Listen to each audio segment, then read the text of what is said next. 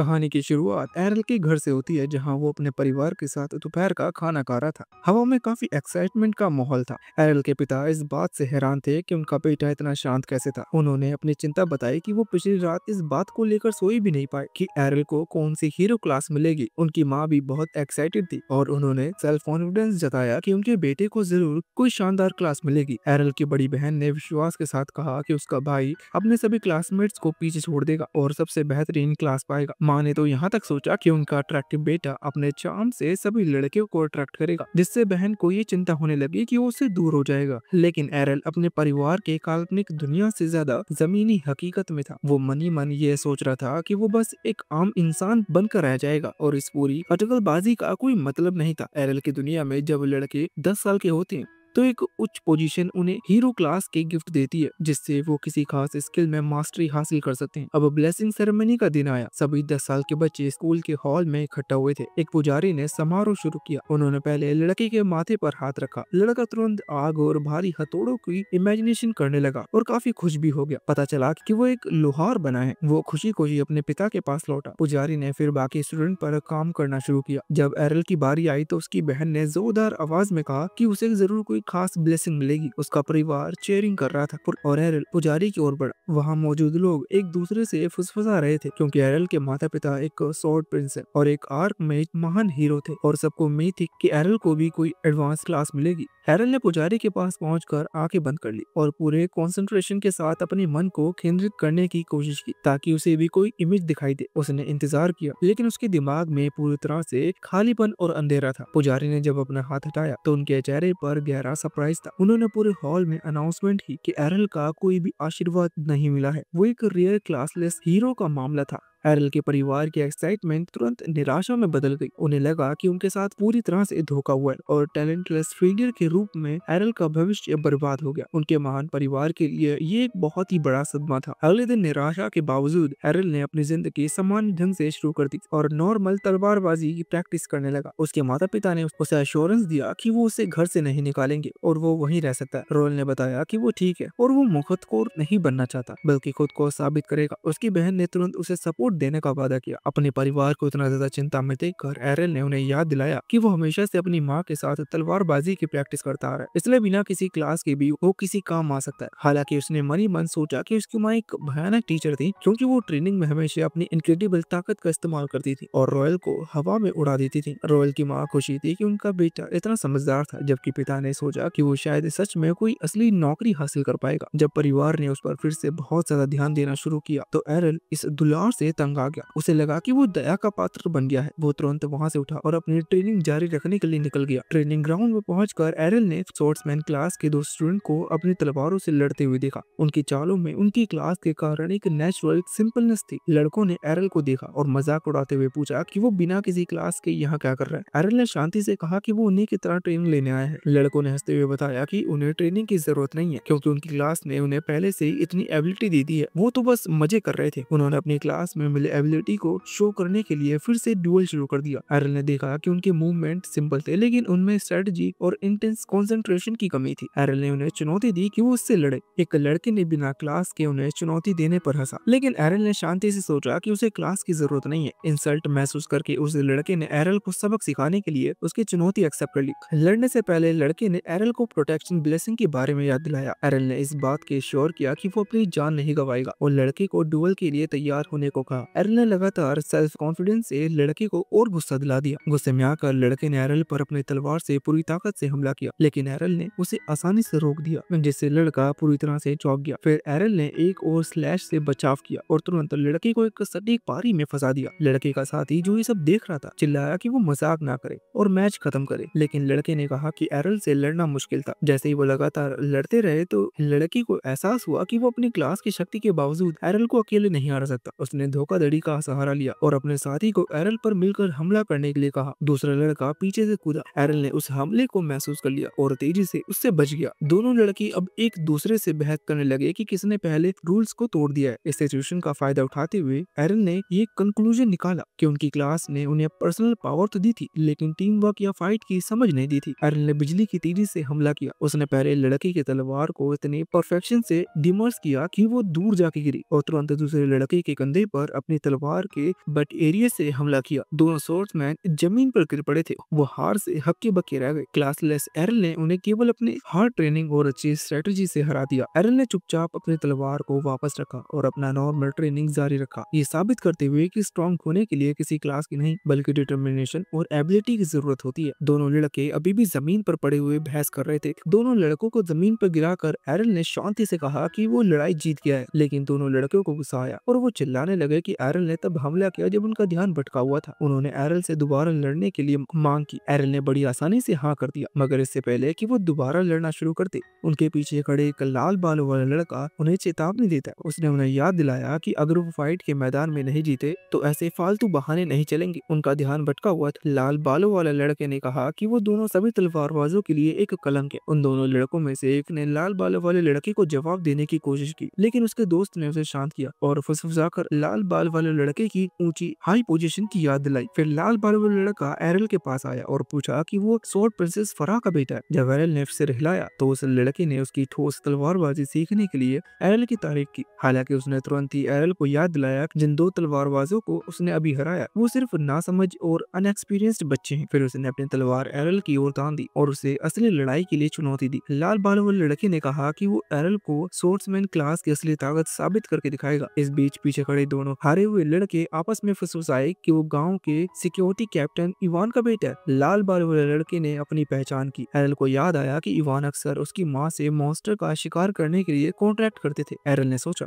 कि ये प्यार दिखाने वाला लड़का तो अपने पिता जैसा बिल्कुल नहीं दिखता, और वो सरप्राइज हुआ कि ये बड़ा होकर ये भी इवान की तरह रूखा सूखा आदमी बन जाएगा। लाल बालों वाले लड़के के कंधे कांपने लगे। उसने अपने माता पिता इवान की तारीफ की कि वो एक शक्तिशाली तलवारबाज और समझदार टीचर है। उसने नाराजगी से कहा कि उसके माता पिता ने इतने अच्छे गुण होने के बावजूद एरल की माँ ने गलत तरीके से सबसे मजबूत तलवारबाज का खिताब उसके पिता से छीन लिया था। उसकी इच्छाएं भारी बातों से सुनकर एरल को समझ आ गया कि ये लड़का सिर्फ अपनी निराशा उस पर निकाल रहा है क्योंकि वो उसकी माँ से नफरत करता था। जब एरल ने उसे पकड़ लिया तो लाल बालों वाला लड़का शर्मिंदा हो गया, लेकिन उसने एरल से पूछा कि क्या वो यही सोचता है। एरल ने कंफर्म किया कि उसकी माँ ही उनके गांव की सबसे शक्तिशाली लेडी है। इस बात पर लड़के ने गुस्से में कहा कि उसे अपने पिता से सबसे अच्छी तलवारबाजी का टैलेंट विरासत में मिला है, इसलिए वो एरल को हराकर ये साबित करेगा कि उसका परिवार बेहतर है। थोड़ा शांत होने के बाद लड़के ने एरल को बताया कि वो 1 साल पहले ही स्वॉर्ड्समैन बन गया था और तब से वो अपने पिता के गाइडेंस में कड़ी ट्रेनिंग कर रहा है। अपने इस स्ट्रगल के कारण लड़के को लगा कि उसके हारने का कोई सवाल नहीं है। हालांकि एरल ने उसे याद दिलाया कि उसने भी अपनी शक्तिशाली माँ से गाइडेंस हासिल किया है, इसलिए वो भी उससे हारने वाला नहीं है। दोनों लड़कों ने अपनी तलवार उठाई और लड़ाई शुरू हो गई। लाल बालों वाले लड़के ने पहले हमला किया। एरल ने तेजी से उसके हमले को रोका और पलटवार किया। दोनों के बीच एक भयंकर फाइट छिड़ गई। उन्हें एक दूसरे पर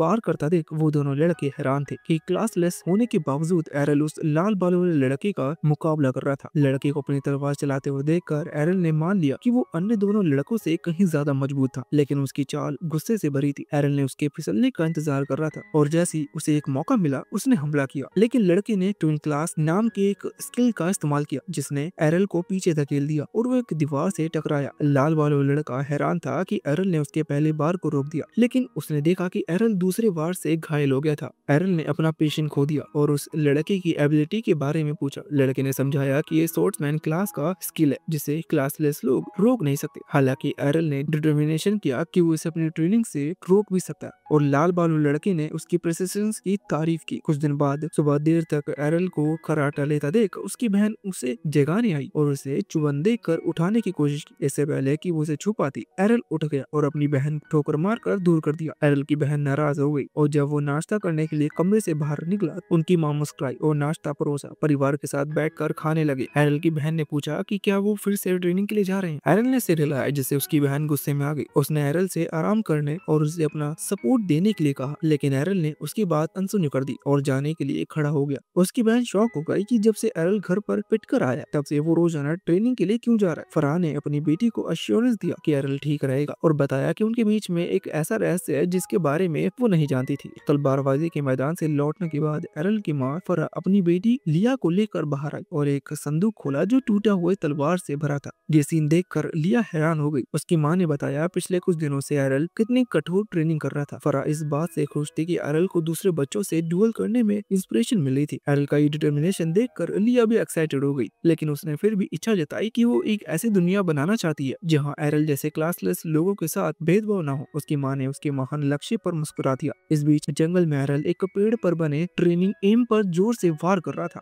और फिर हमले के लिए पीछे हट गया। उसने ठीक वैसा ही ट्यून क्लासेस का प्रदर्शन किया जैसे लाल बाल वाले लड़के ने किया था। अपनी नई शक्ति से एरल खुश था। उसने सोचा कि लाल बाल वाले लड़के से पिटना उसके लिए फायदेमंद रहा। तभी झाड़ियों में छुपा एक गॉब्लिन चुपके से एरल को घूर रहा था। वो अचानक एक क्लब लेकर हमला करने के लिए बाहर कूदा, लेकिन एरल मुड़ा और ट्विन स्लाइस से उसे दूर कर दिया। अपने स्किल की शक्ति पर एरल खुश हुआ। अचानक उसके पीछे एक विशाल मॉन्स्टर की दहाड़ सुनाई थी। एरल ने मुड़कर गांव की सुरक्षा टीम को मॉन्स्टर के दिखाने की खबर देने का सोचा, लेकिन तभी उसने एक घबराई हुई चीख सुनी। आवाज पहचानी हुई लग रही थी, इसलिए एरल ने सिक्योरिटी को बुलाने का विचार छोड़ दिया। उसने सोचा कि उस व्यक्ति को चोट लगने से पहले उसके पास सिक्योरिटी को बुलाना समय नहीं है। उसने अपनी तलवार पकड़ी और खुद को मानसिक रूप से अश्योर किया कि वो ठीक रहेगा और चीख की और जंगल की तरफ भाग गया। सोर्स के करीब पहुंचकर एरल ने एक झाड़ी से झांक कर देखा। वहां लाल बाल वाला लड़का खून से लथपथ हाथ के साथ था। उसने देखा कि एक विशाल होबोगोब्लिन लड़की के ऊपर मंडरा रहा। एरल शॉक हो गया कि ये मॉन्स्टर कहां से आ गया। उसने जल्दी समझा कि लाल बाल वाला लड़का भी उसी तरह प्रैक्टिस कर रहा था और उसने कुछ जंगली गॉब्लिन्स को हरा दिया होगा, जिसने हॉब गॉब्लिन्स को अट्रैक्ट किया, जो उन गॉब्लिन्स का मुखिया था। हॉब गॉब्लिन लड़के को एक कोने में धकेल रहा था, जबकि एरल उसके पीछे गया और सबसे अच्छे कोन से हमला शुरू कर दिया। एरल ने हमला करने के लिए एक गहरी सांस ली। लाल बालों लड़का मन ही मन सोच रहा था कि अब खेल खत्म हो गया। हॉबगॉब्लिन ने अपना क्लब आखिरी बार के लिए ऊपर उठाया, लेकिन अचानक एरल ने ट्विन स्लाइस हमले से उसे काट दिया। जब वो बड़ा मॉन्स्टर जमीन पे गिरा तो एरल ने सोचा कि उसने आखिरकार उस तकनीक से फुटवर्क में महारत हासिल कर ली है। लाल बालों वाले लड़के ने चलने की कोशिश की, लेकिन वो लड़खड़ा गया और एरल की बाहों में गिर पड़ा।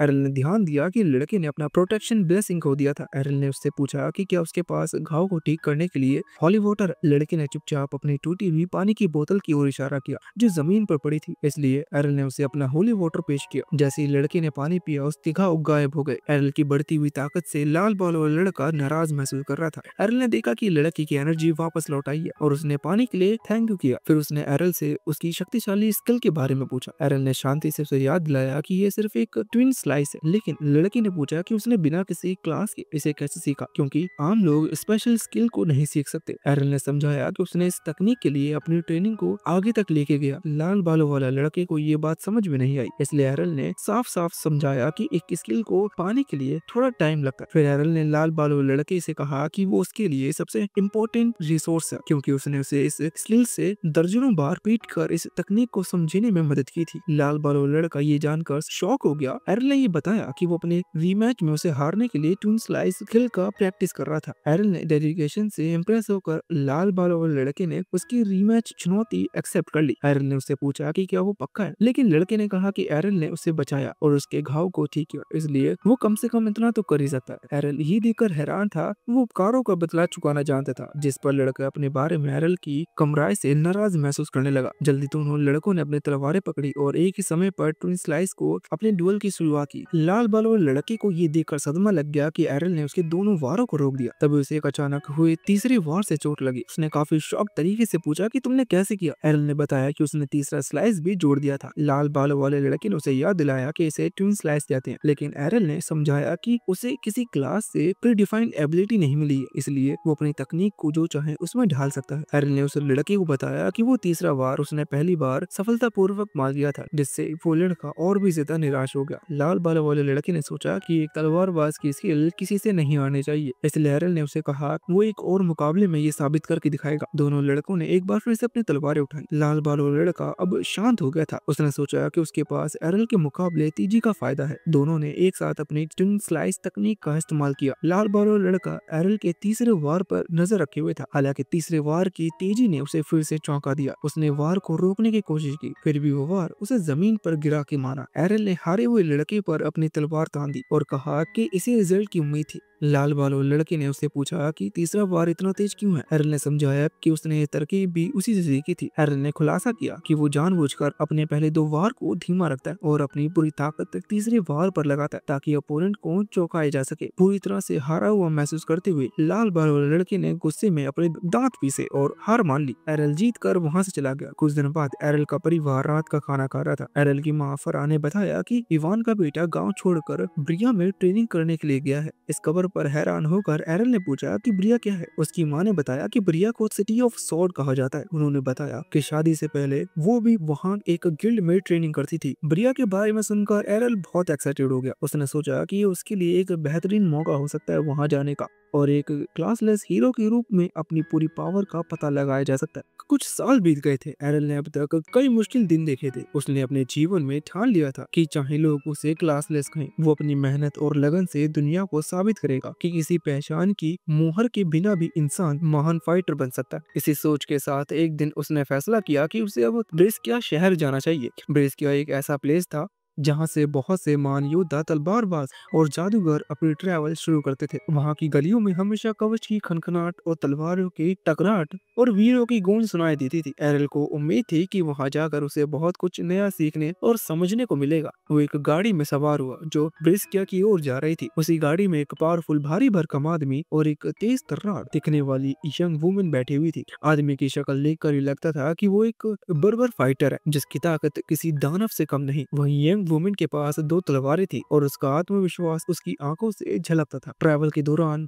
यंग वुमन ने उस पावरफुल फाइटर से कहा, क्यों न हम दोनों मिलकर एक टीम बना ले। तुम ताकतवर हो और मैं तेज हूँ, हम दोनों मिलकर किसी भी दुश्मन को हरा सकते हैं। लेकिन वो आदमी तुरंत हंसते हुए बोला, मुझे उन लोगों के साथ काम करना बिल्कुल भी पसंद नहीं जो रंग बिरंगे कपड़े पहनकर दिखावा करते हैं। लड़ाई का मतलब गंभीरता है, ना कि तमाशा। उसकी ये बात सुनकर यंग वुमन का चेहरा लाल हो गया। उसने गुस्से में कहा, मेरे कपड़े कोई दिखावा नहीं है, मेरी सोशल क्लास तेजी और बचाव पर आधारित है। बाकी कवच पहनने की मुझे जरूरत नहीं और ये क्लोथ ये भी मेरे काम आती है। दुश्मन अक्सर मेरी ओर देखकर अपना ध्यान खो बैठते हैं और उसी बीच मैं उन्हें मार भी आती हूँ। अब दोनों की बहस बढ़ती जा रही थी। गाड़ी का माहौल बहुत ही ज्यादा गुस्से वाला होता जा रहा था। लेकिन तभी कोचमैन ने ऊंची आवाज में कहा, आप दोनों के पास वंडरफुल एडवांस सोशल क्लास है, अगर उनका इस्तेमाल करने का समय है तो वो अभी है, आगे रास्ता बंद है। सबने आगे झांककर देखा। सड़क पूरी तरह ऑर्क्स की भीड़ से घिरी हुई थी। उनकी लाल आंखें जल रही थी, दांत नुकीले थे और हाथों में बड़े बड़े हथियार थे। उनका राजा बीच में खड़ा था जिसकी ऊंचाई किसी पेड़ जैसी लग रही थी। ये देखकर पावरफुल फाइटर का चेहरा पीला पड़ गया। उसने घबराकर कहा, इतने सारे ऑर्क से तो पूरी सेना मिलकर भी नहीं लड़ सकती, अकेले तो नामुमकिन है। इतना कहकर उसने गाड़ी में बैठे माँ बेटे को धक्का दिया और खुद वहाँ से भाग निकला। उसके पीछे पीछे वो यंग वुमेन भी भाग पड़ी। उसने साफ कहा कि उसे दूसरों के लिए अपनी जान जोखिम में नहीं डालनी। अब गाड़ी में बैठे बाकी यात्री निराश हो चुके थे। सबको लगा कि अब उनका अंत यही है। लेकिन तभी एरल खड़ा हुआ। उसकी आंखों में डर नहीं बल्कि डेडिकेशन चमक रही थी। उसने तलवारें निकाली और तेज कदमों से आगे बढ़ा। एरल ऑर्क्स की भीड़ में घुस गया। वो दाएं बाएं आगे पीछे इतनी तेजी से चलता कि दुश्मनों को समझ भी नहीं आता कि वो कहां से आ रहा। एक एक करके उसके वार से और गिरते चले गए। कोचमैन हैरानी से देख रहा था। उसने पहचाना कि एरल ब्लिंक स्टेप स्किल का इस्तेमाल कर रहा है। ये स्किल बेहद शक्तिशाली है, लेकिन केवल तब तक जब तक कोई चारों तरफ से घेर ना ले। धीरे धीरे ऑर्क्स ने उन्हें चारों ओर से घेर लिया। कोचमैन सोच रहा था कि अब एरल का बचना मुश्किल है, लेकिन तभी उसने देखा कि एरल अपने दोनों हाथों की तलवारों को गोल घुमाकर एक वंडरफुल डांस जैसा करने लगा। उसके हर कदम के साथ तेज वार होते और हर वार से कोई ना कोई ऑर्क मारा जाता। कोचमैन हक्का बक्का रह गया। उसने पहचाना कि ये तलवार डांस, लेकिन ये तो स्वॉर्ड प्रिंसेस सोशल क्लास की औरत कर सकती है। फिर एरल ये कैसे कर रहा है? एरल लगातार लड़ता रहा जब तक कि उसने ऑर्क राजा को पकड़कर उसकी खोपड़ी में तलवार नहीं घोंप दी। राजा के मरते ही बाकी ऑर्क से डरकर भाग गए और लड़ाई खत्म हो गई। सभी यात्री बच गए थे। वो सभी आंसुओं से भरे हुए एरल का धन्यवाद कर रहे थे। गाड़ी में बैठे छोटे बच्चों ने एक्साइटमेंट से पूछा, भैया आपकी क्लास कौन सी है? आपकी क्लास तो जादू जैसी लग रही है। सबको उम्मीद थी कि एरल किसी बड़े सोशल क्लास का नाम बताएगा, लेकिन एरल ने शांति से कहा, मेरी कोई क्लास नहीं है। ये सुनते ही सबकी आंखें खुली रह गई। फिर यादें 5 साल पहले लौट आई जब एरल ने पहली बार 2 तलवारों से लड़ने की कला सीखी थी। उसकी माँ विश्वास नहीं कर पा रही थी कि उसे हमेशा लगता था कि उसका बेटा कभी कुछ कर नहीं पाएगी।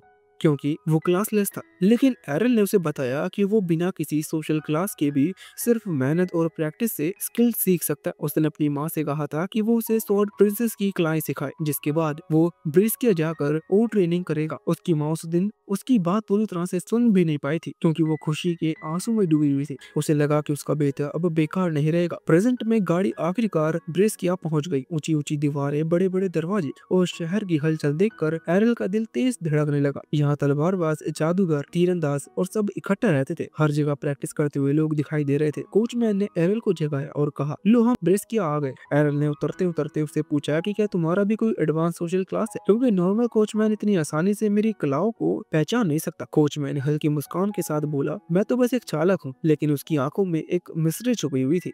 एरल समझ गया था कि आदमी नॉर्मल नहीं है, और इस तरह ब्रिस्किया में एरल की नई ट्रैवल शुरू हुई। एक ऐसी ट्रैवल जिसमें उसे नए साथी मिलेंगे, गहरे मिस्ट्री सामने आएंगे, और जहां उसका साहस और डिटर्मिनेशन हर कदम पर परखा जाएगा। जब गाड़ी ब्रिस्किया के दरवाजों तक पहुंची तो एरल ने महसूस किया कि यह शहर वाकई विशाल और अलग ही दुनिया का था। ऊंची ऊंची दीवारें, चहल पहल भरी गलियां और हर ओर फाइटर्स की गर्मा गर्मी लगी थी। तलवारों की खनखनाट और कवच की आवाजें हवा में घुली हुई थी। उसी समय कोचमैन ने एक्सेप्ट किया कि वो नॉर्मल चालक नहीं है, सच में वो होली नाइट सोशल क्लास का फाइटर था, जिसने लगातार फाइट और खून खराबे से बचने के लिए समय समय पर गाड़ी चलाने का काम अपनाया। उसके लिए ये एक तरह का नॉर्मल काम था, जिससे उसे आम जीवन का स्वाद मिलता था। कोचमैन ने ओरल को समझाया कि ब्रिस्किया जैसे बड़े शहर में गिल्ड से जुड़ना इम्पोर्टेंट है। यहाँ ज्यादातर तलवारबाज और फाइटर अपने जीवन यापन के लिए बैटल टूर्नामेंट में हिस्सा लेते हैं, और टूर्नामेंट में एंटर केवल गिल्ड के मेंबर होने पर ही मिलता है। उसने चेतावनी दी कि हर गिल्ड भरोसेमंद नहीं होता, और कई गिल्ड धोखेबाज और मतलबी भी हो सकते हैं। इतना कहकर वो चला गया, और एरल पहली बार अकेले ब्रिस्किया की गलियों में उतरा। शहर सच में बहुत ही चहल पहल वाला था। हर सड़क पर भर्ती करने वाले लोग खड़े थे, रंग बिरंगे झंडे फहर रहे थे, और नए मेंबर को आकर्षित करने की कोशिश की जा रही थी। कई गिल्डों में अपने दफ्तरों के बाहर शानदार सजावट रखी थी। एरल सब देख रहा था, लेकिन वो सावधानी से केवल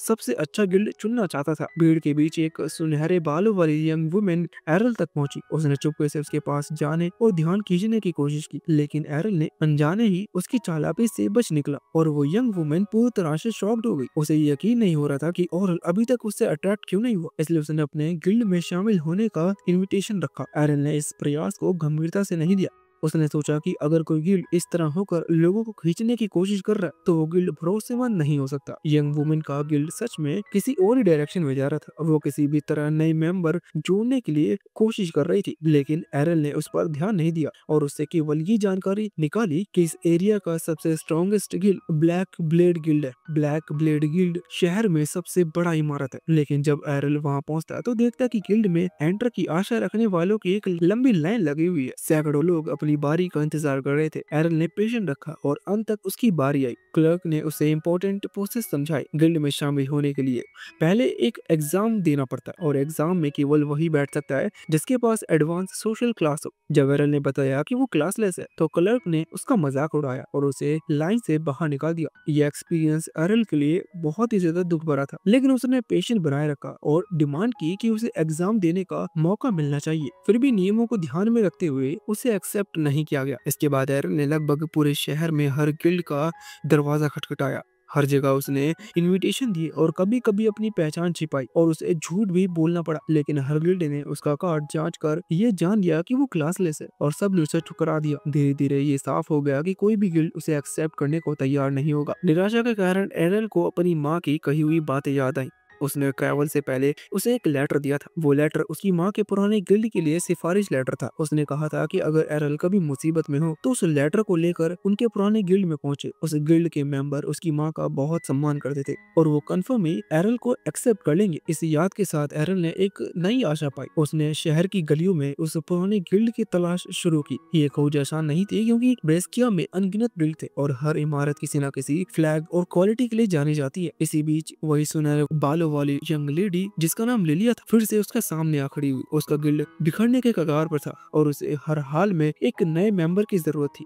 उसने फिर से एरल को अपने गिल्ड में शामिल होने के लिए मनाने की कोशिश की। उसकी सिचुएशन इतनी बुरी थी कि उसने सड़क पर घुटनों के बल बैठकर भीख मांगनी शुरू कर दी, यहाँ तक कि उसने अपनी गरिमा तक की छोड़ दी और ऐसी बुरी सिचुएशन में लोगों के सामने गिड़गिड़ाने लगी। लेकिन एरल पहले ही वहां से जा चुका था। आसपास खड़े लोग लिलिया की हालत देखकर हंस रहे थे और उसे एकदम आम नजरों से देख रहे थे। एरल अभी भी चलता जा रहा था। उसे पूरा यकीन था कि उसकी माँ का गिल्ड आसपास ही होगा। कई गिल्ड उसकी नजरों से गुजरे, लेकिन उसे सही प्लेस पहचानना मुश्किल हो रही थी। फिर भी वो अपने एम की ओर बढ़ता रहा, क्योंकि उसे विश्वास था कि उसकी माँ का लेटर उसके लिए एक नई शुरुआत का दरवाजा खोलेगा। एरल गलियों में अपनी माँ के पुराने गिल्ड की तलाश में आगे ही बढ़ता रहा था कि अचानक लिलिया फिर से उसके सामने आ खड़ी।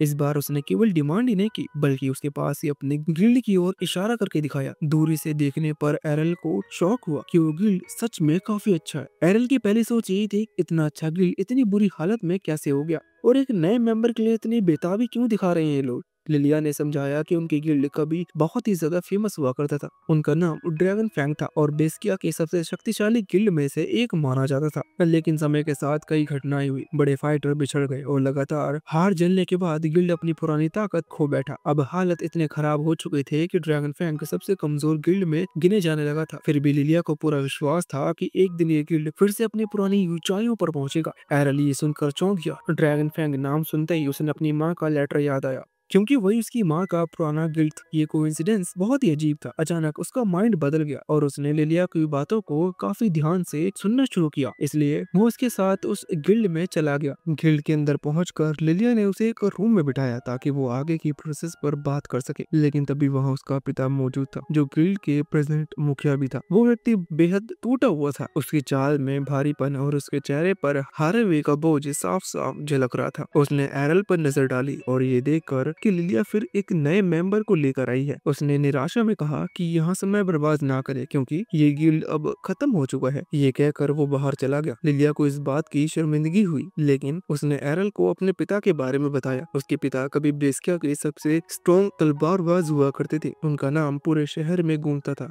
लेकिन एक फाइट में उन्होंने अपना हाथ खो दिया और उसी दिन से वो टूटा हुआ महसूस करने लगे। लिलिया को लगा कि गिल्ड के नेता को इस हालत में देखकर एरल का विश्वास टूट जाएगा। लेकिन हैरानी की बात ये थी कि एरल ने निर्णय लिया कि वो यहीं शामिल होगा। एरल के लिए शायद एकमात्र ऑप्शन था, क्योंकि कोई और गिल्ड उसे एक्सेप्ट नहीं कर रहा था। यह लिलिया के लिए बहुत बड़ी राहत वाली बात थी। उसने तुरंत एडमिशन का कॉन्ट्रैक्ट लेटर निकाला और उसे एरल के सामने रख दिया, और जब उसने उस पे साइन किए तो वो अधिकारी रूप में ड्रैगन फैंग गिल्ड का मेंबर बन गया। लेकिन तभी लिलिया ने ध्यान दिया कि उसने सच में एरल से उसकी क्लास के बारे में पूछा ही नहीं था। उसने कॉन्ट्रैक्ट लेटर देखा और हैरान रह गया, क्योंकि एरल ने उसमें अपनी सिचुएशन क्लासलेस लिखी हुई थी। शुरू में उसे लगा कि ये कोई मजाक है, लेकिन जब एरन ने अपने आइडेंटिटी कार्ड दिखाकर यह साबित किया वो सचमुच क्लासलेस है, तो लिलिया सुन रह गई। उसकी खुशी पल भर में गुस्से में बदल गई और उसने सोचा कि ये मेंबर गिल्ड के लिए बोझ बन जाएगा। लिलिया ने निराशा होकर ये मान लिया कि क्लासलेस फाइटर टूर्नामेंट में किसी काम का नहीं होगा। उसी समय गिल्ड की एक और मेंबर लीना कमरे में आई। लिलिया तुरंत रोते हुए उसके पास गई और बताया कि नया मेंबर क्लासलेस निकला है। जैसे ही लेना ने क्लासलेस शब्द सुना, उसने तुरंत समझ लिया कि यहाँ किसके बारे में बात हो रही है। उसने एरल को गौर से देखा और पूछा कि वो यहाँ क्या कर रहा है। एरल ने उसे अनदेखा किया, मानो वो अजनबी हो। लेना को विश्वास नहीं हुआ कि एरल उसे पहचान नहीं रहा। उसके साथ गांव में बिताए ट्रेनिंग के दिनों की याद उसके मन में ताजा हो गई, लेकिन एरल को याद नहीं आ रहा था, केवल इतना कि उसने कभी लाल बालों वाले एक साथी के साथ प्रैक्टिस की थी। उसे लगता था कि वो साथी कैप्टन इवांस का बेटा था। लेना ने सच्चाई बताई कि कैप्टन इवांस का कोई बेटा नहीं था, केवल एक बेटी थी, और वही बेटी अब उसके सामने खड़ी है। एरल को तब महसूस हुआ कि वही पुरानी साथी थी। उसने अपनी भूल एक्सेप्ट की और उसे पहचान लिया। लेना ने बताया कि वो पिछले 5 साल से लगातार ट्रेनिंग कर रही थी ताकि एरल से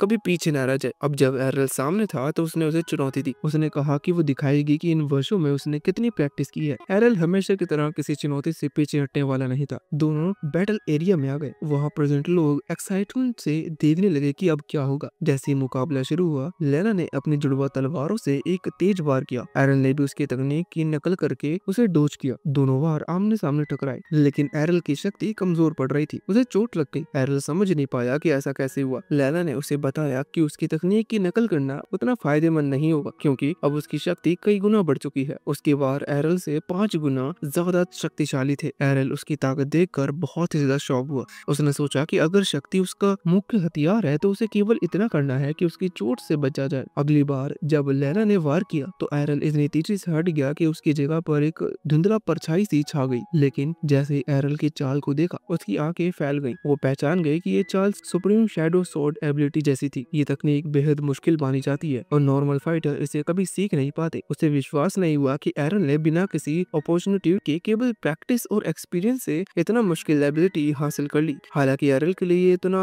मिस्टीरियस नहीं था, क्योंकि उसकी नजर में ये बस एक तेज स्पीड से चलने का तरीका था। अब सिचुएशन पूरी तरह बदली, क्योंकि लेना कितनी भी कोशिश करती, एरल पर एक खरोच तक नहीं छोड़ पा रही थी। उसका हर वार खाली हवा में गिरता और एरल की गति उसके हर प्रयास को असफल कर देती। कुछ ही देर में एरल ने मौका देकर उसकी ही ताकत को उसके खिलाफ मोड़ दिया। जब लेना ने पूरी ताकत से हमला किया, एरल ने उसे काफी अच्छे से रोक कर उस पावर को वापस उसी की तरफ उल्टा भेज दिया। अगले ही पल लेना जमीन पर गिरी पड़ी बेहोश थी। फाइट का रिजल्ट साफ था, एरल जीत चुका था। लेना हार मानने को तैयार थी, लेकिन अंदर ही वो टूटी हुई थी। उसने 5 साल लगातार मुश्किल ट्रेनिंग की, केवल इसीलिए कि वो एरल को हरा सके, लेकिन रिजल्ट वही निकला। एरल अब भी उससे ज्यादा ताकतवर था। बाहर से उसने खुद को खुश दिखाने की कोशिश की, लेकिन जैसे ही वो कमरे से बाहर निकली, उसकी आंखों से आंसू रुक नहीं रहे थे। एरल और लिलिया ने उसे कुछ समय देने का डिटर्मिनेशन किया और वो दोनों वापस अपने रूम में लौट आए। वहाँ बैठकर एरल ने लिलिया से गिल्ड की सिचुएशन डिटेल से समझने को कहा। लिलिया ने बताया कि उनका गिल्ड इस समय भारी कर्जे में डूबा हुआ है। अगर वो अगली कंपटीशन नहीं जीत पाए तो गिल्ड पर लगा ये कर्जा उन्हें पूरा खत्म कर देगा। कंपटीशन से मिलने वाले पैसे ही उनका एकमात्र सहारा है, लेकिन उसमें भाग लेने के लिए कम से कम 3 मेंबर होना ही इम्पोर्टेंट था। यही कारण था कि लिलिया इतने बेचैन होकर नए मेंबर को ढूंढ रही थी।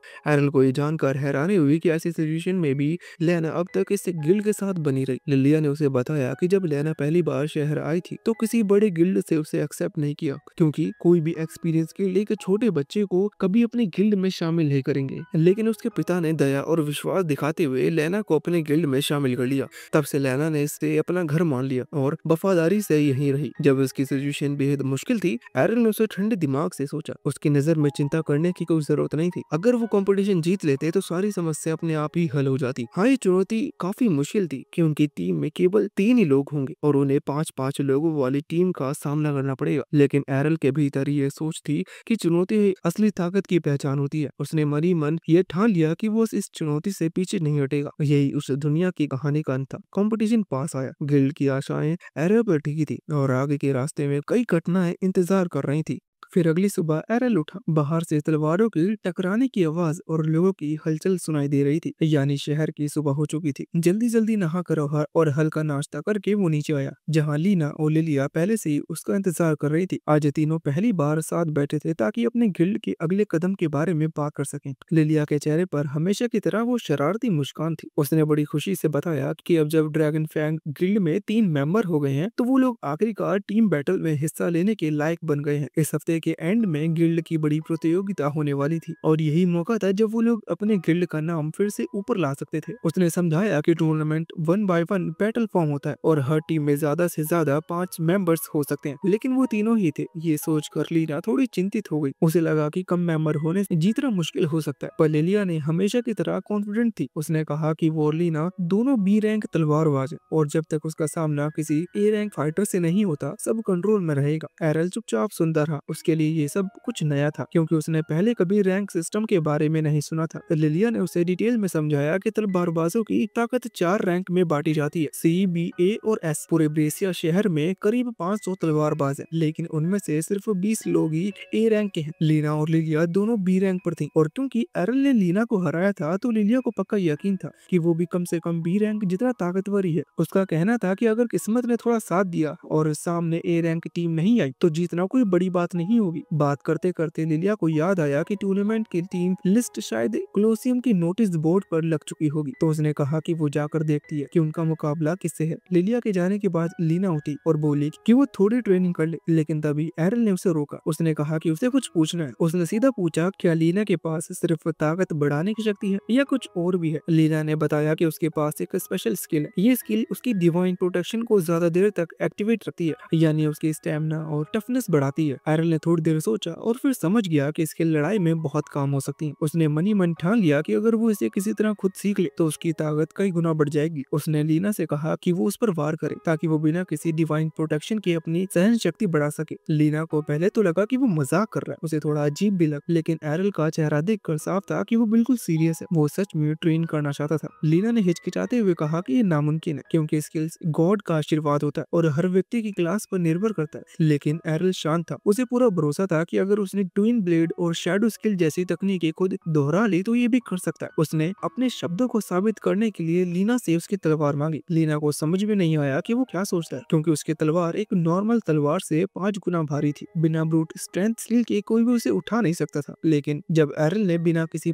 परेशानी के तलवार को मयान से निकाला और हवा में एकदम आसानी से घुमा दी, लीना की आंखें खुली की खुली रह गई। वो यकीन नहीं कर पा रही थी कि एरल ने मुस्कुराते हुए कहा कि कुछ स्किल जरूर ताकत बढ़ाती हैं, लेकिन असली ताकत मेहनत और लगातार ट्रेनिंग से आती है। उसने बताया कि वो सालों से अपने शरीर पर मेहनत कर रहा है और ये उसकी असली पावर है। लीना अब सब समझ गई थी कि एरल बाकी लोगों जैसा नहीं है, वो कुछ अलग है। उसने फैसला किया कि वो उसकी मदद करेगी, लेकिन साथ ही चेतावनी भी दी कि अगर उसे सच में मार खाना है तो फिर बाद में दर्द की शिकायत नहीं करनी चाहिए। कुछ ही देर बाद लिलिया भागकर हाफती हुई वापस आई। उसके चेहरे पर साफ साफ घबराहट दिखाई दे रही थी। उसने बताया कि उसने टूर्नामेंट की लिस्ट देखी है और कसम से सबसे गंदी बात यह है कि उनका पहला मैच सीधा ब्लैक ब्लेड गिल्ड से फिक्स हुआ है, वही गिल्ड जिसके पास 8 ए रैंक तलवारबाज हैं। ये सुनकर लीना के चेहरे का रंग उतर गया, लेकिन लिलिया अभी पूरे कॉन्फिडेंस से भरी थी। उसने कहा कि चाहे अपोनेंट कितने भी मजबूत क्यों ना हो, ड्रैगन फैंग गिल्ड पीछे नहीं हटेगा। उसने ठान लिया था कि ये कंपटीशन न सिर्फ उनके गिल्ड का भविष्य तय करेगा बल्कि ये भी साबित कर देगा कि अभी क्लासलेस कहे जाने वाले एरल में आखिर कितनी ताकत छिपी है। लिलिया के जोश भरे भाषण के बाद जब वो थोड़ा शांत हुई तो उसे अचानक एहसास हुआ कि इस पूरे टाइम लीना लगातार एरल को तगड़ा पीट रही थी। वो चौंक कर बोली, पर लीना ने तुरंत सफाई दी कि ये सब तो एरल के कहने पर ही हो रहा है। और सच में एरल की हालत देखने लायक थी। चेहरे पर खरोच, कपड़े फटी हुई और शरीर पर नीले निशान थे। फिर भी वो शांत था, जैसे उसे दर्द ही ना हो रहा। वो उठा और ऐसा बोला जैसे कोई बात ही नहीं और पूछा कि दोपहर का लंच में क्या बना है। लीना और लिलिया दोनों इस लेवल की सहन शक्ति पर हक्के बक्के रह गए। कुछ दिन बीते और आखिरकार वो समय आ गया जिसका सबको बेसब्री से इंतजार था। गिल्ड कंपटीशन का दिन। सुबह सुबह ड्रैगन फैंग गिल्ड के तीनों मेंबर्स अपने पुराने से कवच पहनकर क्लोसियम की ओर बढ़े। वहाँ हजारों लोग इकट्ठा थे। ऑडियंस का जोरदार शोर और आवाजें आसमान में गूंज रही थी। जब वो अपने मुकाबले का वेट कर रहे थे तभी उनके पास खड़े दो लोग बातचीत कर रहे थे। दोनों हंसते हुए कहते हैं कि ड्रैगन फैंग की किस्मत ही बेकार है जो उनका मुकाबला ब्लैक ब्लेड गिल्ड से पड़ गया। एक ने तो यहाँ तक कहा कि ड्रैगन फैंग कभी एक मशहूर गिल्ड हुआ करता था, लेकिन अब उनकी हालत इतनी खराब है कि उन पर पैसा लगाना तो सीधे सीधे बर्बादी है। ये सुनकर लिलिया का खून खोल उठा। उसका चेहरा गुस्से से लाल पीला हो गया और वो उन दोनों की तरफ बढ़ने लगी ताकि उन्हें सबक सिखा सके। लेकिन लीना ने तुरंत उसका हाथ पकड़ लिया और कहा कि अरे यार, बेकार के झगड़ों से नुकसान नहीं होगा। लिलिया ने मन मार कर कदम पीछे ले लिए। एरल को तो इन बातों से बिल्कुल भी फर्क नहीं पड़ा कि उसे लोगों की राय की टेंशन नहीं थी, लेकिन जब उसने सुना कि लोग इन मुकाबलों पर दांव भी लगाते हैं तो वो हैरान रह गया। लीना ने बताया कि क्लोसियम की हर लड़ाई पर सट्टा लगाया जाता है और उनके मुकाबले में ब्लैक ब्लेड गिल्ड के जीत के चांसेस ज्यादा माने जाते हैं। यानी अगर कोई ड्रैगन फैंग पर शर्त लगाए और वो जीत जाए तो उसे पूरे 20 गुना पैसे मिलेंगे। लिलिया को ये बात और भी चुभी। उसने सोचा कि अगर लोग उन पर भरोसा नहीं कर रहे तो वो खुद अपने ऊपर भरोसा करेगी। उसने तुरंत फैसला कर लिया कि वो अपनी गिल्ड की इमारत को दाव पर लगाकर एक बड़ा दाव लगाएगी ड्रैगन फैंग की जीत पर। एरल ने सर पकड़ लिया। बस यही से उसे समझ आया कि भाई ये गिल्ड कर्ज में डूबा है। इसी बीच एक जोरदार हंसी की आवाज पीछे से आई। लिलिया पलटी और उसके चेहरे पर गुस्सा छा गया। वहाँ जॉर्ज खड़ा था, ब्लैक ब्लेड गिल्ड का गिल्ड मास्टर। वो पूरा घमंड दिखाते हुए उनके सामने आया और बोला कि वो बस ऑल द बेस्ट कहने आया क्योंकि उसे पुराने अपोनेंट गिल्ड की यह हालत देखकर काफी मजा आ रहा है। उसने मजे लेते हुए ताना मारा कि अरे, इस ड्रैगन फैंग इतना फ्री हो गया है कि एक आवारा क्लासलेस को भी मेंबर बना लिया।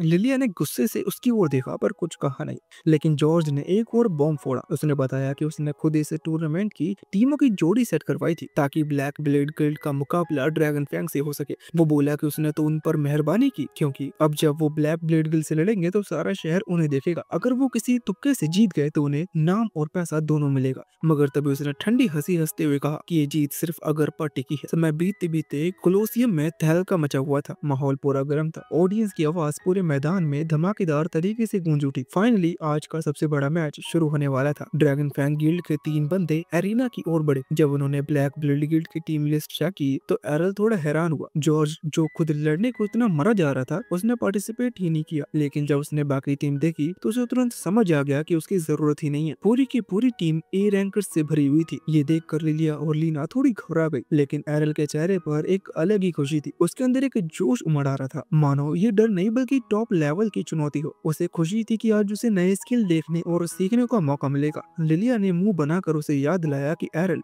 सीरियस हो जाओ, ये कोई टाइम पास नहीं है, इस लड़ाई पर उनकी गिल्ड का फ्यूचर टिका है। तभी घंटी बची और तभी ब्लैक ब्लेड गिल्ड का एक मेंबर सामने आया जिसका नाम था जियो, जो अपनी तेज तलवारबाजी और ब्लिंक डैश स्किल के लिए जाना जाता था। फिर अनाउंसर ने ड्रैगन फैंग की ओर देखा और जब उसने नाम पढ़ा तो वो बहुत ही ज्यादा हैरान रह गई और उसे अपनी आंखों पर यकीन नहीं हो रहा था, क्योंकि अपोनेंट जो था वो था एरल क्लासलेस। पूरा मैदान जोर से गूंज उठा, ऑडियंस में चर्चा शुरू हो गई। किसी को विश्वास नहीं हो रहा था कि कोई बेकार सा क्लासलेस भी टूर्नामेंट में हिस्सा लेने आया है। कई लोग हंसने लगे, कुछ ने मजाक उड़ाया और जियो को ये सुनकर बेइज्जती महसूस हुई कि उसे किसी ऐसे व्यक्ति से लड़ा जा रहा है जो क्लासलेस है। मुकाबला शुरू हुआ। जियो ने टाइम वेस्ट नहीं किया और ब्लिंक डैश मारा और झट से एरल के सामने आकर उसके छाती में तलवार घुसा दी। ऑडियंस ने सांस रोक ली, लेकिन अगले ही पल सबके होश उड़ गए। तलवार हवा में धसी थी और एरल की जगह सिर्फ एक धुंधली छाया खड़ी थी। असली एरल तो उसके पीछे था। ये उसकी शैडो स्किल का कमाल था। जियो पूरा शॉक हो गया। उसे समझ में नहीं आया कि क्लासलेस व्यक्ति ऐसे हाई फाई तकनीक कैसे इस्तेमाल कर सकता है, लेकिन वो एक एक्सपीरियंस्ड फाइटर था। उसने तुरंत अपनी रणनीति बदली। अभी सिर्फ पावर की नहीं बल्कि तेज दिमाग और क्विक रिएक्शन की लड़ाई थी। मैदान की हवा में तलवारों की गोली उठी, धूल उड़ने लगी और ऑडियंस अब एकदम खामोश थी और वो बस देख रहे थे। जियो ने सोचा कि उसने एरल की चाल समझ ली है। उसे ओवर कॉन्फिडेंस था कि एरल केवल 3 परछाइयां बना सकता है, और जब उसने उन तीनों को उड़ा दिया तो उसने मान लिया कि असली एरल अब उसके सामने होगा। उसी ओवर कॉन्फिडेंस में वो जरा सा रिलैक्स हुआ और बस उसी पल असली एरल उसकी परछाई के पीछे से एकदम से प्रकट हुआ। उसकी गति इतनी तेज थी कि कोई समझ भी नहीं पाया कब उसने धप्पा मारा और कब जियो वहीं ढेर हो गया। पूरा सन्नाटा छा गया। फिर अचानक सीटियां और तालियां टूट पड़ी। किसी ने भी कभी सोचा नहीं था क्लासलेस यंग बंदा जिसने किसी गॉड से कोई वरदान तक नहीं पाया इतनी आसानी से एक ए रैंक फाइटर को हरा देगा। लिलिया और लीना दोनों एरल की जीत पर भरोसा थे, लेकिन उन्होंने नहीं सोचा था कि ये इतना ज्यादा फटाफट हो जाएगा। एरल को जीत से ज्यादा इस बात की टेंशन थी कि वो जियो की थ्रस्ट स्किल को पकड़ क्यों नहीं पाया। उसके लिए हर मुकाबला केवल जीतना नहीं बल्कि कुछ नया सीखने का मौका था। उसने तय किया कि इस कला को वो बाद में आराम से प्रैक्टिस से समझेगा। दूसरा मैच शुरू हुआ और सामने था एक डबल स्वॉर्ड वाला बंदा। जैसे ही वो लड़का आगे बढ़ा, एरल ने तुरंत आराम से उसकी चालों का आइडिया लिया। अपोनेंट के पहले वार को रोकने के बाद एरल ने अपने ट्विंग ब्लेड स्लैश से इतनी परफेक्ट स्पीड में पलटवार किया कि वो फाइटर वहीं का वहीं चित हो गया। ये दूसरी जीत थी और भीड़ अब पूरी तरह एरल एरल चिल्ला रही थी। तीसरा बंदा यार एक जबरदस्त बॉडी वाला बैबरीरियन था। उसका शरीर लोहे जैसा था और वो हर पंच में तूफान जैसी शक्ति रखता था, लेकिन एरल की स्पीड उसके लिए बहुत ज्यादा थी। जब उसने एरल पर भारी प्रहार करने की कोशिश की तभी एरल एकदम से उसकी पीठ के पीछे पहुंचा और एक करारे वार से उसे नॉकआउट कर दिया। लीना को आज तक विश्वास नहीं हो रहा था कि एरल ने अकेले दम पर 3 ए रैंक प्लेयर्स को पछाड़ दिया। वहीं लिलिया की आंखें में प्राउड और एक्साइटमेंट झलक रही थी। उसके मन में अब ये विश्वास बैठ चुका था कि शायद एरल अकेले ही पूरा टूर्नामेंट जीत जाएगा। एरल का चौथा मुकाबला अब तक का सबसे टफ था। इस बार सामने जो लड़का खड़ा था उसके पास एक इतनी बड़ी और भारी ढाल थी कि उस तक वार पहुंचाना नामुमकिन सा लग रहा था। एरल ने कई बार कोशिश की, लेकिन हर बार उसकी तलवार बस ढाल से टकरा कर रह जाती। इसके बावजूद उसने हार नहीं मानी और ना ही फोकस छोड़ा। वो चुपचाप हर मूव पर नजर रखे हुए था, जैसे कोई मौके की तलाश में हो। कुछ देर में एरल को समझ में आ गया कि शील्ड बैरियर थकने लगा है और तभी एक सही टाइम देखकर उसने एक जोरदार किक मारी। ढाल उसके हाथ से छूटकर गिर गई। ये इतनी तेज अचानक हुआ कि खुद शील्ड बैरियर भी हक्का बक्का रह गया। ये ट्रिक एरल ने पहले एक बाइबेरियन से सीखी थी और अब उसने इसे सही जगह इस्तेमाल किया। अब जब उसके पास ढाल नहीं थी तो बचाव का कोई तरीका नहीं बचा था। एरल ने बिना देर किए एक स्ट्रॉन्ग अटैक किया और मुकाबला अपने नाम कर लिया। पूरे मैदान में फिर से तालियों और शोर की आवाज गूंजने लगी। ये उसकी चौथी जीत थी और अब लोग सोचने लगे कि क्या सच में एरल के पास कोई क्लास नहीं है। कई लोगों को भरोसा नहीं हो रहा था कि कोई बिना किसी क्लास के इतना पावरफुल हो सकता है। आयोजकों ने सबकी उलझन दूर करने के लिए गिल्ड एसोसिएशन से उसकी असली रिपोर्ट मंगवाई। जब रिपोर्ट सबके सामने पड़ गई तो उसमें साफ लिखा था कि क्लास नन। कुछ सेकंड के लिए सब शांत हो गए, लेकिन फिर तालियों की गूंज चारों तरफ फैल गई। अब लोगों को यकीन हो गया था कि एरल की ताकत कोई जादू टोना नहीं बल्कि उसकी मेहनत, प्रैक्टिस और जबरदस्त डेडिकेशन का नतीजा है। लिलिया के दिल में गर्व और उम्मीद दोनों का एहसास था। उसे लगने लगा लगा कि एरल सिर्फ उनकी गिल्ड का एक और मेंबर नहीं बल्कि आने वाला वक्त का सबसे बड़ी उम्मीद है। वही लीना जो अब तक बस उसे एक खास लड़का समझती थी अब उसके लिए और भी रिस्पेक्ट फील करने लगी थी। उसे समझ आया कि असली ताकत ना क्लास से मिलती है ना किसी नाम से, असली चीज है आत्मविश्वास और लगातार मेहनत की। अब बारी थी फाइनल मुकाबले की। स्टेज पर जो योद्धा आया वो बाकी सबसे एक कदम आगे था। उसका नाम था मसामुने और लोग उसे ब्लैक ब्लेड फाइटर के नाम से जानते थे। उसका चलना, उसकी आंखों की चमक और उसका एटीट्यूड सब कुछ बता रहा था कि ये फाइट हल्की नहीं होने वाली। एरल को अंदर ही अंदर एक अलर्ट सा फील हुआ, इसलिए उसने शुरुआत में थोड़ा फासला बनाए रखा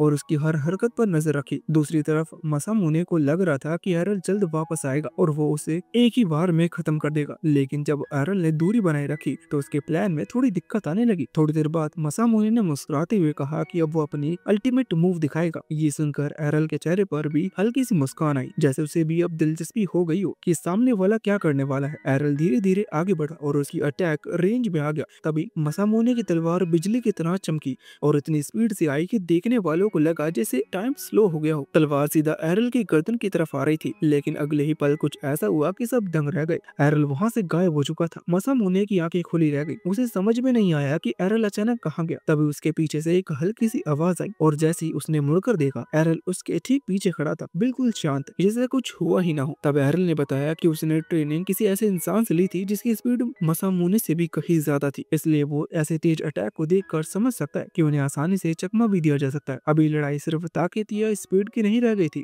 ये उस एक्सपीरियंस, कॉन्फिडेंस और कंट्रोल की थी जो एरल ने सालों की मेहनत से कमाया था। ऑडियंस के लिए सिर्फ एक फाइट नहीं बल्कि इंस्पिरेशन बन गई थी। उन्होंने अपनी आंखें से देखा कि कैसे एक बिना किसी स्पेशल क्लास का इंसान सिर्फ अपने दम पर ही हर चुनौती को पार कर सकता है। उस दिन एरल ने सिर्फ एक और जीत नहीं हासिल की बल्कि सबके दिलों में एक खास जगह बना ली, एक ऐसा फाइटर के तौर पर जो कभी हार नहीं मानता। अगले ही पल एरल ने वो मूव इस्तेमाल किया जो उसने अपनी माँ से सीखा था, पियर्सिंग टेम्पेस्ट। ये उसका आखिरी और सबसे पावरफुल अटैक था। उसकी तलवार तेजी से चली कि मसामुने को कुछ समझ में आता उससे पहले ही सब कुछ धुंधला होने लगा और वो सीधा जमीन पर गिर पड़ा, एकदम बेहोश। ये सब इतना जल्दी हुआ कि कई लोग तो पलक भी नहीं झपका पाए थे। पूरे अरीना तालियां, सीटियों और जोरदार जयकारों से गूंज उठा। कमेंटर्स ने एरल की जीत का ऐलान किया और लोगों ने खड़े होकर तालियां बजाई। स्टेज के पास खड़ी लीना और लिलिया ने एक दूसरे की तरफ देखा। उनके चेहरे पर एक अजीब फीलिंग थी, सरप्राइज, खुशी और थोड़ा सा रिलीफ भी। उन्होंने पूरे टूर्नामेंट में बिना एक भी वार किए जीत हासिल कर ली थी क्योंकि एरल ने अकेले सब संभाल लिया था। जब एरल मंच से नीचे आया, लिलिया इतनी एक्साइटेड हो गई कि खुशी से उछलती हुई